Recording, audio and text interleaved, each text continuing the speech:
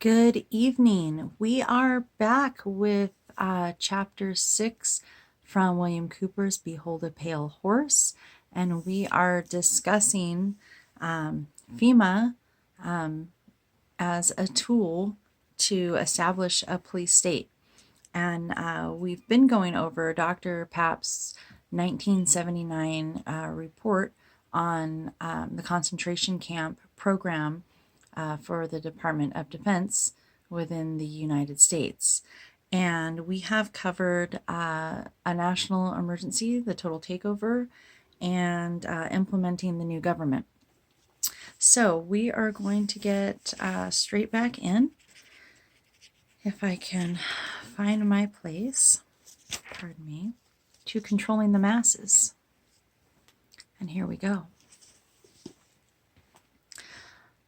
On February 16, 1975, in the San Gabriel Valley Tribune, it was reported that the L.E.A.A., which is the Law Enforcement Assistance Administration, which has been funded by the Department of Justice, and the Police Foundation, which was funded by the Ford Foundation, are prime movers toward implementing a national police force.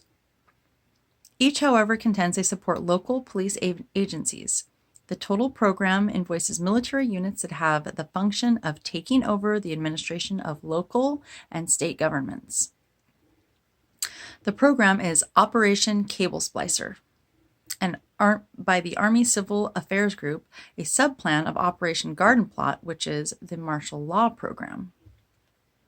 The method by which the national police concept is being presented to the public has changed. It was first disguised under the cover of protection against civil disturbances. The program was as follows. A. Keep the people from gathering in the streets. B. Isolate and neutralize the revolution's leadership. C. Dispersal of crowds and demonstrators. This is followed by successful prosecution in order to 1. Validate the action of the police, 2. Denying the arrestees propaganda materials, and 3. Denying them the opportunity to recover money damages against the police for arresting them. Let me quote for you the scenario which was developed for the Cable Splicer 1, 2, and 3 to justify the needs for dealing with civil disturbances. Phase 1. An arrest and shooting provoke the crowd unrest and threats against public officials, and a riot began to form. Phase 2. Police vehicles are ambushed. Various attempted assassinations of public officials occur. Destruction and raiding of armories occur, and thousands of people begin to gather, and local police lose control. Phase 3. Increased movement of rioters, and the crowds must be dispersed before they become sympathetic with the rioters. The National Guard and the local police lose control. This scenario provides for an orderly transition from state to federal control. And this is really super important to understand. The Deputy Attorney General of California commented at the Cable Splicer 3 conference that anyone who attacks the state, even verbally, becomes a revolutionary and an enemy by definition. They are the enemy and must be destroyed. This program was taught in almost every state west of the Mississippi River and included as participants the local active military, reserve military, and civilian police. The course name was Civil Emergency Management Course.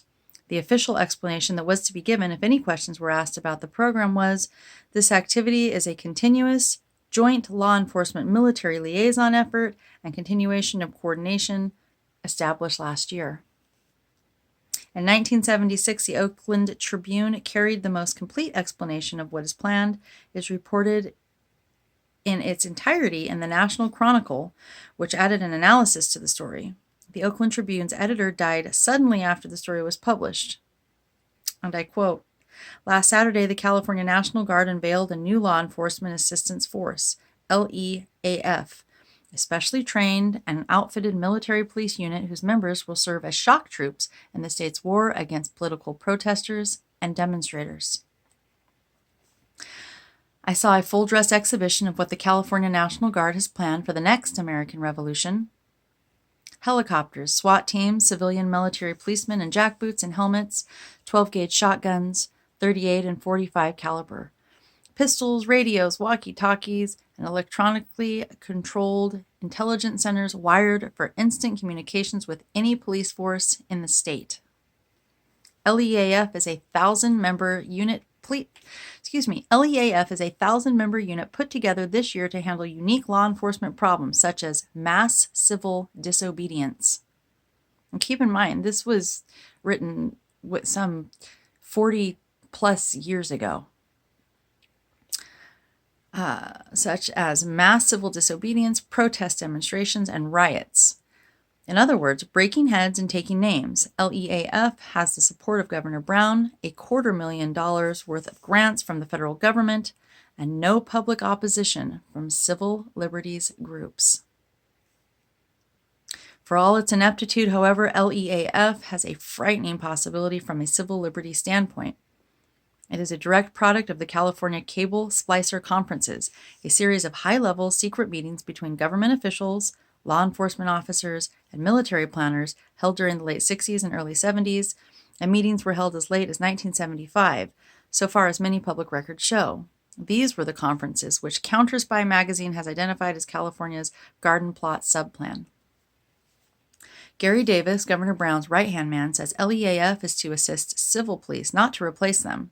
Gary says civilians should expect a civilian-type law enforcement rather than what is commonly known as martial law. Despite this assurance, L.E.A.F's exercises look disturbingly like the military coup described in the novel 7 Days in May.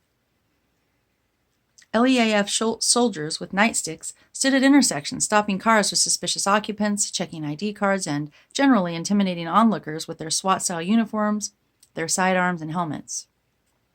Perhaps more ominously, several participants in the role-playing exercises Saturday admitted that, even under simulated pressure, there had already been a number of incidents where the L.E.A.F troops used excessive force to quell disturbances, even though their orders forbade it. Former L.E.A.F Administrator Charles Roscoven is on record as having stated that local law enforcement has failed and must be replaced by a national police force. Patrick Murphy, the administrator of the Police Foundation, states, "I have no fear of the national police force. Our 40,000 police departments are not scared." Ex-Attorney General William Saxby warned that if we can go on as we are, crime will invade us and the national police will take over.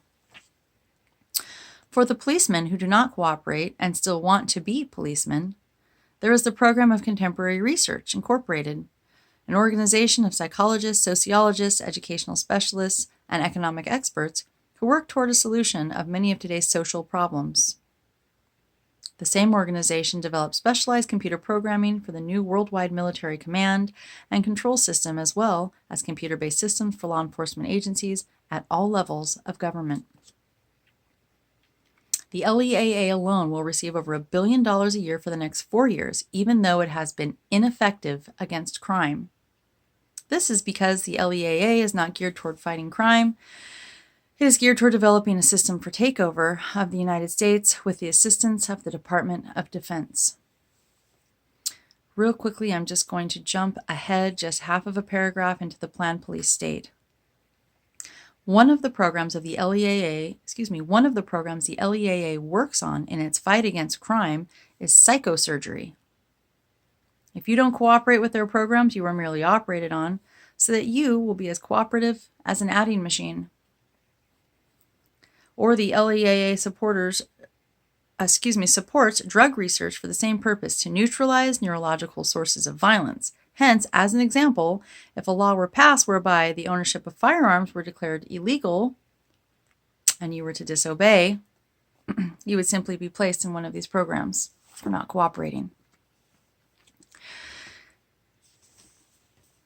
I'd like to encourage everybody to take a look into these topics, these matters, these laws, and these orders that are in place and really in a prime position and are, I'm sure that many of us can see being rolled out among us in society. And it's my feeling that this is going to be the beginning of the absolute subversion of our Constitution.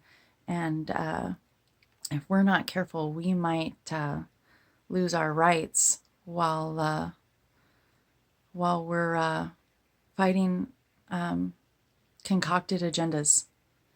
So, again, everyone, William Cooper, Behold a Pale Horse. Thank you for taking the time to allow me to plant some seeds. And let me encourage you to pick up this book if you have a chance. Be well, everyone.